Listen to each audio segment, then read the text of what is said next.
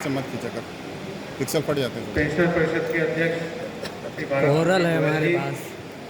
बड़े लंबे समय तक कैमरे से ज़्यादा इस बेहतर संस्था के अध्यक्ष रहे श्री जगमोहन वैश्य जी, पीवी लाल जी, महासचिव श्री कप्तान सिंह साहब, आज के कार्यक्रम के विशिष्ट अतिथि हमारे साथी Shri Pankaj Kumar, MD UP PCL, Shri Piyush Garg ji, director UP transmission corporation, Shri Yogesh Kumar ji, director Madhyanchal Vidyut Vitran निगम, और यहाँ इस सभा में उपस्थित विद्युत पेंशनर परिषद के सभी सम्मानित सदस्य हैं। सबसे पहले मैं आपको इस वार्षिक अधिवेशन के आयोजन की बहुत बहुत बधाई दूंगा,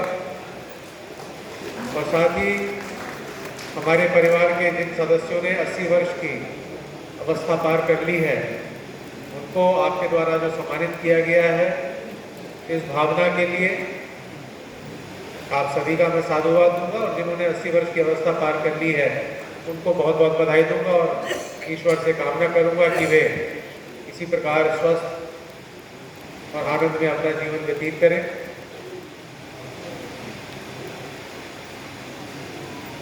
रिटायरमेंट के बाद एक ज़माना था कि जब सरकारी अधिकारी कर्मचारी रिटायर होते थे, तो जब मैं सेवा में शुरुआत में आया था 90 के दशक में, तो 60 साल की उम्र में भी काफ़ी लगता था कि कमज़ोर हो गए हैं। लेकिन जब से हमने हर महीने के आखिरी दिन जो भी हमारे रिटायर होते हैं अधिकारी और कर्मचारी यूपी पीसीएल से या ट्रांसमिशन से या उत्पादन से, उन सभी को आखिरी दिन पेंशन का पत्र हम लोग दे देते हैं, तो मैं देखता हूँ कि एक समाज में स्वास्थ्य में, न्यूट्रिशन में और सामान्य वेलबींग में काफ़ी सुधार आया है पिछले 20-30 वर्षों में, और अब 60 साल के व्यक्ति भी अच्छे सेहत में और अच्छी अवस्था में दिखते हैं। तो ऐसे में जीवन में अगले 20-30 साल 40 साल भगवान जो है ज़्यादा से ज़्यादा सबको उम्र दे, तो उसमें कुछ ना कुछ करने के लिए, कुछ ना कुछ क्रिएटिव, कुछ ना कुछ मीनिंगफुल करने के लिए किसी न किसी वृत्ति की आवश्यकता है। मेरा ये मानना है कि हमारे विद्युत कॉरपोरेशंस में जो भी लोग काम करते हैं वो एक स्पेशलिस्ट हो जाते हैं, चाहे वो जिस भी स्तर से रिटायर हो, चाहे अकाउंट से रिटायर हो, चाहे जूनियर इंजीनियर के पद से रिटायर हो, चाहे अभियंता के स्तर पर रिटायर हो, तो सभी अपने अपने काम के स्पेशलिस्ट हैं, और समाज को उनके टैलेंट की ज़रूरत रहती है। मेरा सबसे पहले यही आह्वान है अपने अभियंतागण से और भी जो हमारे पेंशनर हैं, कि जो लोग भी अब रिटायर हो रहे हैं उनको पहले से किसी न किसी दिशा में सोचना चाहिए कि समाज के लिए वो किस प्रकार से आगे उपयोगी रहेंगे। तो इससे दो फायदे होंगे कि एक तो उनका अकेलापन भी जो है खत्म होगा, और एक जो हो जाता है कि रिटायरमेंट के बाद आगे क्या करना है, इस प्रश्न का भी उत्तर मिल जाएगा, और साथ ही ना वो परिवार के ऊपर एक अनावश्यक लायबिलिटी बनेंगे, और समाज के एक उपयोगी व्यक्ति और एक कॉन्ट्रीब्यूटरी व्यक्ति आगे सिद्ध रहेंगे। मैं जो भी हमारे वरिष्ठ पद से रिटायर होते हैं, मुख्य अभियंता या ऐसी, उनसे कहता हूँ आप में इतना टैलेंट है, आपने इतने वर्षों तक, दशकों तक ट्रांसमिशन का या उत्पादन का या डिस्ट्रीब्यूशन का काम देखा है, तो आपके क्षमता का और योग्यता का फायदा समाज को होना चाहिए। और सौभाग्य से आज की समय में विद्युतीकरण का या विद्युत के क्षेत्र में इंफ्रास्ट्रक्चर को बढ़ाने का या मॉडर्नाइजेशन का या कंप्यूटराइजेशन के इतने सारे कार्य हो रहे हैं, तो उसमें वाकई में विद्युत क्षेत्र में कार्य करने वाले लोगों की बहुत डिमांड है मार्केट में, चाहे कंसल्टिंग फर्म्स हों, चाहे एग्जीक्यूटिव फर्म्स हों। मेरा आप सभी से यही आह्वान है कि जब सेवा में रहें या सेवा के बाद अपने ज्ञान को बढ़ाते रहें, नई नई तकनीकें जो आ रही हैं उनसे जो है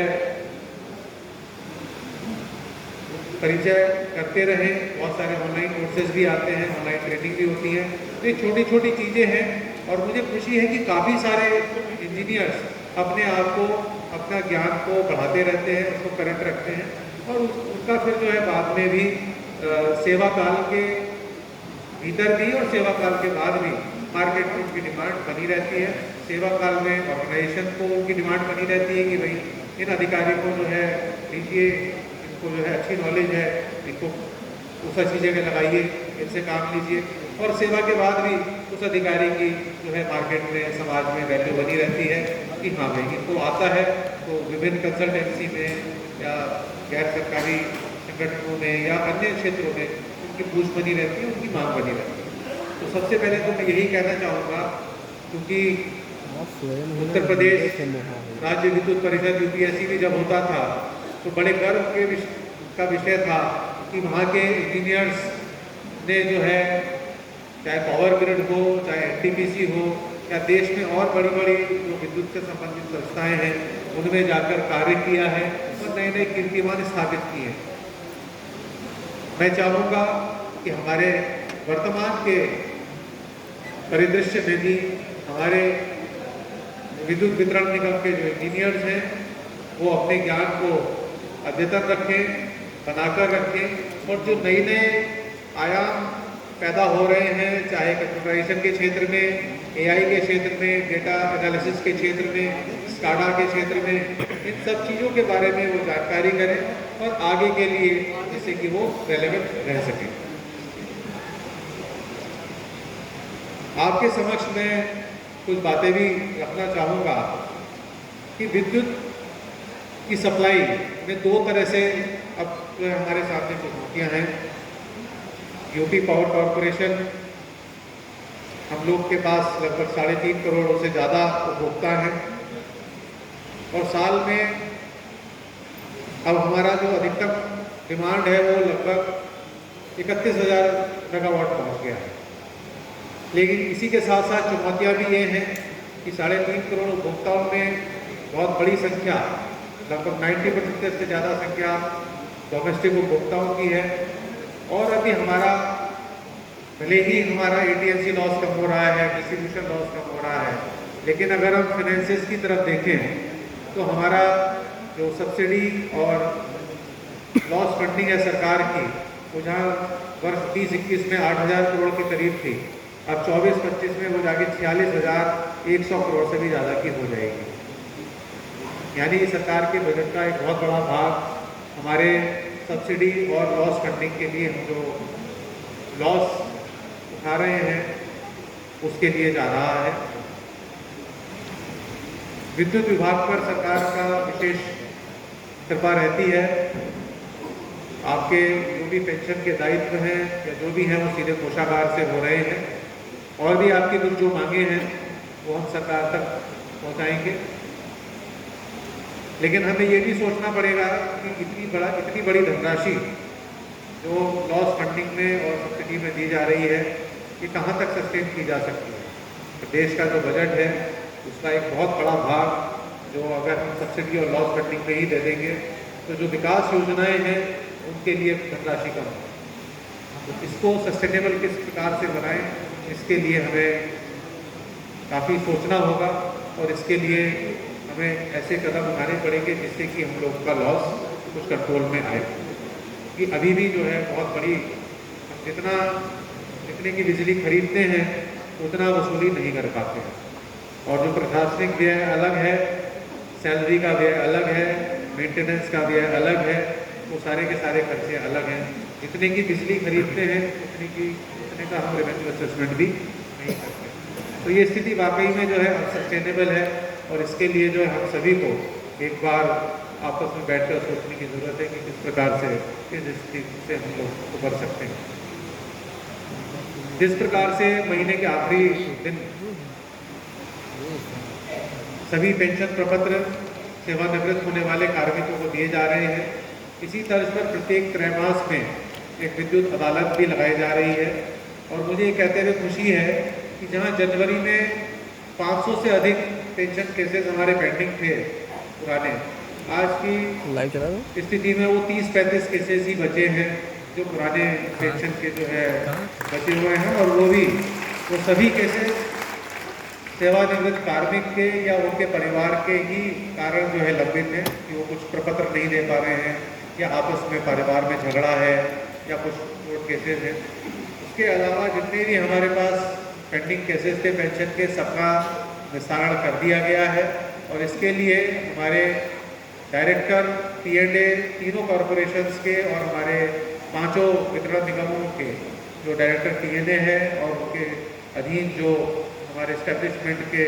लोग हैं और डायरेक्टर फाइनेंस और उनके अधीन इस्टेब्लिशमेंट के जो लोग हैं, उन सभी को मैं बहुत बहुत बधाई दूंगा कि उनके आपस के सामंजस्य से, P&A और फाइनेंस के सामंजस्य से ये चीज़ें संभव हो पाई कि आज की डेट में हमारे पास कोई भी पेंशन से संबंधित समस्या हमारे पास नहीं है। और मैं तो रोज़ कार्यालय में बैठता हूँ, मेरे पास पेंशन से संबंधित अब कोई समस्या नहीं आती है। ये एक बहुत बड़ा हम लोगों ने जो है पेंशनर्स के लिए काम किया है पिछले 8-10 महीने। एक मांग ये आई है कि बिजली के बिल आपके कहीं कहीं जो है त्रुटिपूर्ण है, और ये सुझाव आया है कि हर 3 महीने में एक कैंप जो है लगाया जाए अधिशासी अभियंता के स्तर पर। एक अच्छा सुझाव है और इस पर विचार करके हम शीघ्र ही इसके संबंध में भी निर्देश आपके जारी करेंगे, जिससे कि आपकी जो बिजली के बिल की समस्याएं हैं वो भी खत्म हो सके। धीरे धीरे सभी जगह स्मार्ट मीटर लगाए जा रहे हैं, और मुझे उम्मीद है कि स्मार्ट मीटर के लगने के बाद ये बिजली के बिल की समस्या भी प्रदेश से समाप्त हो जाएगी। इसमें मैं बार बार कह रहा हूँ कि बिजली कर्मियों के यहाँ स्मार्ट मीटर जरूर लगाए जा रहे हैं, लेकिन जो उनको दी जा रही सुविधा है उसमें किसी भी प्रकार की कोई कमी या कोई उसमें परिवर्तन नहीं किया जा रहा है। इसमें कोई आशंकित होने की बात नहीं है। स्मार्ट मीटर से हमें एनर्जी ऑडिट में फ़ायदा होगा, हमें देखने में ये पता लगेगा किस ट्रांसफार्मर में कितनी चोरी हो रही है, किस मीटर पर कितनी चोरी हो रही है, और उसको टैकल करने के लिए हमें उससे सहायता मिलेगी। जैसा मैंने कहा कि 46,000 करोड़ रुपए सरकार की जो लॉस फंडिंग है या सब्सिडी है वो सस्टेनेबल नहीं है, तो हमें वास्तव में इसको ठीक करने के लिए जो भी आवश्यक कदम है उठाने पड़ेंगे, और स्मार्ट मीटरिंग उसके लिए एक बहुत ही महत्वपूर्ण कदम है। आप सभी ने मुझे अपने बीच में यहाँ बुलाया है, और आपने एक मांग पत्र भी यहाँ पर प्रस्तुत किया है, जिसमें उत्तर प्रदेश सरकार के स्तर की भी मांगे हैं और कुछ कॉरपोरेशन स्तर की भी मांगे हैं। इन सभी पर